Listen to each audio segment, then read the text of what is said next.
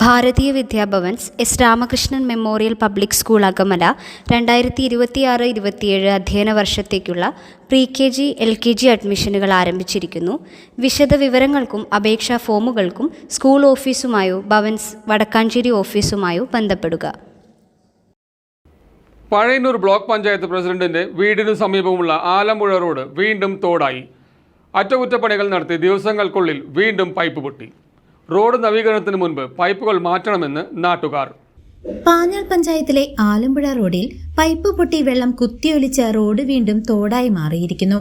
Pazhayannur block panchayat പ്രസിഡന്റിന്റെ വീട്ടിലേക്ക് നീളുന്ന ഈ റോഡിൽ 2 ആഴ്ചകൾക്ക് മുൻപ് മറ്റൊരിടത്ത് പൈപ്പ് പൊട്ടി പാടശേഖരത്തിലേക്ക് വെള്ളം ഒഴുകിയിരുന്നത് CCV വാർത്താ സംഘം റിപ്പോർട്ട് ചെയ്തിരുന്നു. ആദ്യം പൈപ്പ് പൊട്ടിയത് അധികൃതർ അടിയന്തരമായി ഇടപെട്ട് പരിഹരിച്ചിരുന്നു.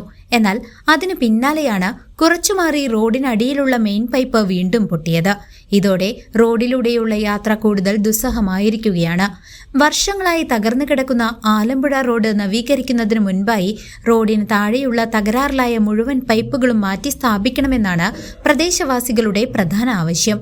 അല്ലാത്ത പക്ഷം റോഡ് നവീകരണം പൂർത്തിയാക്കിയാലും വീണ്ടും പൈപ്പ് പൊട്ടുന്ന സാഹചര്യം ഉണ്ടാകുമെന്നും അപ്പോൾ പൈപ്പ് നന്നാക്കാൻ വേണ്ടി വീണ്ടും റോഡ് പൊളിക്കേണ്ടി വരുമെന്നും നാട്ടുകാർ ആശങ്കപ്പെടുന്നു.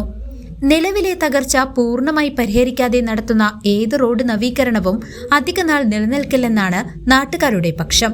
ഈ പൈപ്പ് സ്ഥിരമായിട്ട് ഇവിടെ പൊട്ടിക്കൊണ്ടിരിക്കുകയായിരുന്നു. ചേലക്കര CCTVയുടെ അവർ വാർത്ത നേരേക്ക് ഇപ്പം അത് ശരിയായിക്കൊണ്ടിരിക്കുന്നുണ്ട്. ഇപ്പം അത് കഴിഞ്ഞതിന് ശേഷം ഇപ്പോൾ ഈ റോഡിലുള്ള പൈപ്പ് വീണ്ടും പൊട്ടിയിട്ട് അവിടെ വെള്ളം ഒഴുകിക്കൊണ്ടിരിക്കുകയാണ്. ഇപ്പോൾ അത് പ്രസിഡന്റിൻ്റെ വഴിയും കൂടിയാണ്, ഒരു വീട്ടിലേക്ക് പോണ വഴിയും കൂടിയാണ്. അതും കൂടിയൊരു ഇതുണ്ട്. സ്ഥിരമായിട്ട് ഇപ്പോൾ കുറവ് ദിവസമായിപ്പോൾ ഇങ്ങനെ ഇതായിട്ടിരിക്കുന്നു.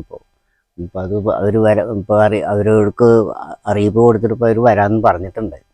ഇപ്പോൾ എന്താണ് സ്ഥിതി എന്ന് അറിയില്ല. CCV news Panjal.